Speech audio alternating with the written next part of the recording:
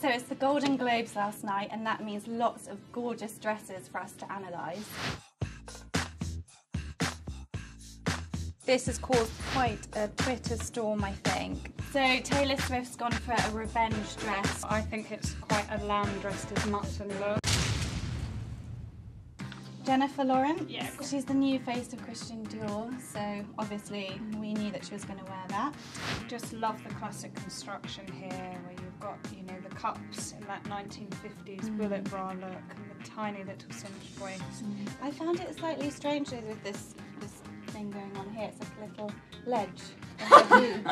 Really draws attention to her. But she's got the figure and it works really well. So Taylor Swift's gone for a revenge dress. She's looking very sexy and sophisticated. There's a slight sheer panel down here, the really low back, quite sexy. I don't know, I'm not sure. I think it's quite a lamb dressed as mutton look. I'm not sure how many men out there would be like, you know, there's not much skin on show. I think it's a classic dress and it's very sort of American red carpet fishtail, but whether or not Harry would get that, I'm not too sure. Next up, we've got another girl of the moment, Lena Dunham, and she was wearing a Zac Posen gown. A lot of talk today about her tattoos, which were on show. I mean, what do you think about tattoos on the red carpet? Well, it's such a strange combination, isn't it? It is. Super done up dress and then a more edgy rock and roll feel with, you know, the tattoos. Well, I think this dress is very classic as well, and then to team it with the tattoos, I quite like it. And I think ever since, you know, Chanel sent models down the catwalk with temporary tattoos and then Dior followed, and I think it's really become a modern thing. And you can get away with it now, and I think why not? So next up we have Halle Berry in Atelier Versace.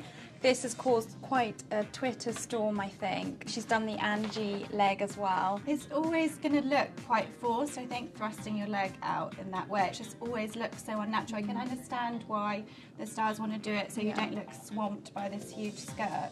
But it just looks so forced. Yeah. Definitely, but in the end, Angelina's had the last laugh, because at the time, obviously, last year, the Oscars, that was the biggest story. And how many women do we now see doing it? She's set a trend. Definitely. And they've both got great legs. So this is Rachel Weisz wearing a beautiful polka dot black dress by Louis Vuitton. What I particularly love is the way that it's both sheer and chic. So it's got a little bit of sex appeal to it. But you know, she's a grown-up woman. She's saying, I can take the big roles, you know, I'm proper A-lister. I have to disagree with that. I think she looks great, but I'm not sure she's a Bond girl. She's on the arm of Bond.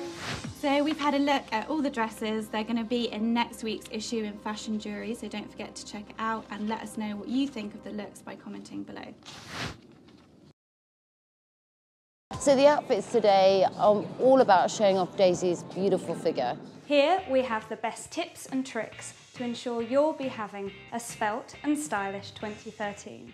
For step 3 of the makeup, we're going to do your cheeks, and we're going to use 2 iconic Bobbi Brown products. What are they? I got some jeans. They are famous for their jeans, you know that? I didn't